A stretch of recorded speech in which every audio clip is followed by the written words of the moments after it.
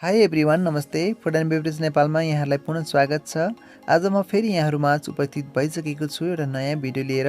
र आज मैले यहाँहरूमाझ गर्मी बढे सँगसँगै यहाँलाई एकदमै कुल गराउने म्याङ्गो लस्सी बनाउने विधिलाई लिएर आएको छु। भिडियोलाई अन्तिमसम्म हेरेर साथ दिनुहोला। यदि हजुरहरू मेरो च्यानलमा नयाँ हुनुहुन्छ भने प्लिज मेरो च्यानललाई सब्सक्राइब गरिदिनु होला र नयाँ नयाँ भिडियोको नोटिफिकेसन पाउनको लागि सँगै रहेको बेललाई पनि बजाइदिनु होला।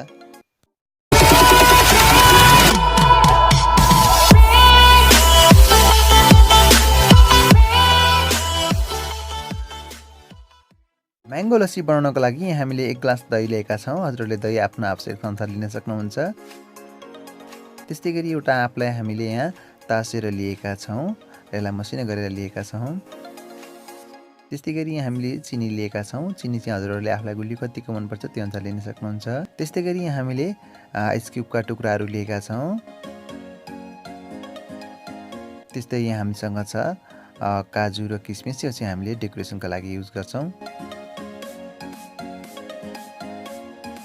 अब हामी यो ब्लेन्डरको जगमा यो दहीलाई राख्छौँ। यदि हजुरहरूसँग मिक्सर नभएको अवस्थामा हजुरहरूले कुनै एउटा गहिरो भाँडामा पनि यसलाई फिटकिरीको सहायताले बनाउन सक्नुहुन्छ। त्यसै गरी यो आँपलाई पनि हामी यसमा राख्छौँ। यदि हजुरहरूले चाहिँ मिक्सर बाहेक अरू कुनै भाँडामा बनाउँदै हुनुहुन्छ भने आँपलाई चाहिँ योभन्दा अझ मसिनो गरेर काट्नु होला। यसका साथसाथै अब हामी यसमा चिनी राख्न गइरहेका छौँ र चिनी चाहिँ हजुरहरूलाई गुलियो कतिको मनपर्छ त्यो अनुसार राख्नु होला। यहाँ मलाई चाहिँ अलि गुलियो बढी मनपर्ने भएकोले अलि धेरै नै चिनी राखेको छु। त्यसै गरी यसमा हामी अब आइस क्युब राख्न गइरहेका छौँ। आइस क्युब चाहिँ हजुरहरूलाई चिसो कतिको खान मन लागेको छ आफूलाई मनपर्ने जति राख्नु होला।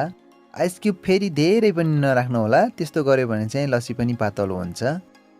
र यति कुरा राखिसकेपछि हामी यो मिक्सरको जगलाई मिक्सरमा राखेर पिस्छौँ र पिस्दाखेरि चाहिँ हजुरहरूले 1-2 चोटि यसलाई बिचमा रोक्दै बिस्तारै पिस्नु होला। त्यस्तो गऱ्यो भने चाहिँ राम्रोसँग आइस पनि मेल्ट हुन्छ प्लस सुगर पनि राम्रोसँग बिलिन्छ। गर्मी बढे सँगसँगै हामी बजारमा पाइने विभिन्न प्रकारका केमिकल मिसिएका चिसोहरू खाने गर्छौँ, जस्तै कोक, फ्यान्टा, स्प्राइटहरू, पेप्सीहरू, जसमा चाहिँ केमिकलहरू राखेको हुन्छ जसले हाम्रो शरीरलाई पनि असर गर्छ। त्योभन्दा चाहिँ हामीले यसरी घरमै दही ल्याएर लस्सी बनाएर खायौँ भने चाहिँ हाम्रो स्वास्थ्यलाई पनि राम्रो गर्ने हुन्छ, प्लस हामीलाई पैसाको पनि केही बचत भएको महसुस हुन्छ। यहाँ हजुरहरूले देखिरहनु भएको थियो हामीले बिचबिचमा मिक्सरलाई रोक्दै चलाउँदै गरेका थियौँ र यो चाहिँ हामीले अघि पनि हजुरहरूलाई भनिसकेका छौँ। यस्तो गऱ्यो भने चाहिँ आइस राम्रोसँग मेल्ट हुने अनि सुगर पनि राम्रोसँग पग्लिने हुन्छ। त्यो भएकाले हजुरहरूले पनि यसलाई बिचमा 1-2 पटक रोक्दै चलाउँदै गर्नुहोला। र यहाँ हामीले यसरी मिक्सरमा लस्सी चाहिँ पिसेर तयार गरिसकेका छौँ। यहाँ हजुरहरू देख्न सक्नुहुन्छ यो चाहिँ एकदमै म्याङ्गो हालेकोले पहेँलो पनि देखिरहेको छ। यो खानालाई एकदमै सायदै टेस्टी पनि भइसकेको छ।